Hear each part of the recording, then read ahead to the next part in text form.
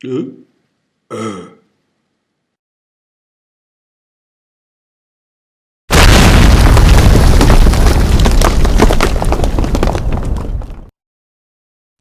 சம்பவங்கள் வெறும் கதைகளா அல்லது வரலாற்றின் நிஜமான சுவடுகளா என்ற விவாதம் பல நூற்றாண்டுகளாக இருக்கிறது.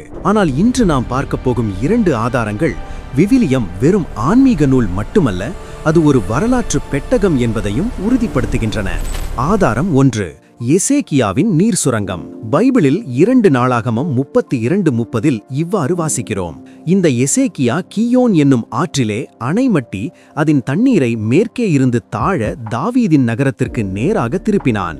எசேக்கியா செய்த எல்லாம் வாய்த்தது. கிமு 700களில் அசீரியர்களின் முற்றுகையை சந்திக்க எருசலேம் நகருக்குள் தண்ணீர் கொண்டு வர அரசன் எசேக்கியா ஒரு சுரங்கத்தை வெட்டினான். 1880 எருசலேமில் உள்ள தாவீதின் நகர பகுதியில் இந்த சுரங்கம் கண்டுபிடிக்கப்பட்டது. 533 மீட்டர் நீளம் கொண்ட இந்த பாறை சுரங்கத்தின் சுவரில் பழங்கால எபிரேய மொழியில் செதுக்கப்பட்ட ஒரு கல்வெட்டு கிடைத்தது. அதில் சுரங்கம் வெட்டியவர்கள் இரு பக்கமும் இருந்து வந்து எப்படி சந்தித்துக் கொண்டார்கள் என்ற தொழில்நுட்ப விவரங்கள் இடம்பெற்றுள்ளன. பைபிள் வசனம் சொல்லும் அந்த வாய்க்கால் இன்றும் ஒரு வரலாற்று சாட்சியாக நம் கண்களுக்கு தெரிகிறது. ஆதாரம் 2. தாவீதின் வம்சமும் கல்வெட்டும். தாவீது ராஜாவை பற்றி பைபிள் பல இடங்களில் போற்றுகிறது. உதாரணமாக ஏசாயா 9:7 தாவீதின் சிங்காசனத்தையும் அவனுடைய ராஜ்யத்தையும் அவர் நிலைப்படுத்துவார் என்று கூறப்பட்டுள்ளது. ஆனால் பல காலம் வரை தாவீது என்ற மன்னர் வாழ்ந்ததற்கே ஆதாரமில்லை என்று சொல்லப்பட்டது.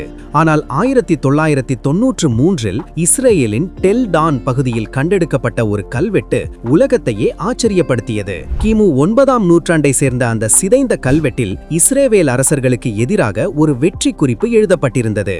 அதில் பேத் தாவீது, அதாவது தாவீதின் வம்சம் என்ற வாசகம் பொறிக்கப்பட்டிருந்தது. இது தாவீது ராஜா ஒரு கற்பனை கதாபாத்திரம் அல்ல, அவர் ஒரு வலிமையான ராஜ்யத்தை நிறுவிய நிஜமான மாமன்னர் என்பதை நிரூபித்தது.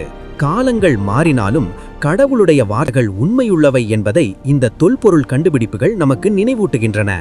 லூக்கா 19:40 இயேசு சொன்னது போல, இவர்கள் பேசாமல் இருந்தால் கல்லுகளே கூப்பிடும் என்பதற்கு இணையாக இன்று சரித்திர கற்கள் பைபிளின் உண்மைகளை உலகத்திற்கு பறைசாற்றுகின்றன.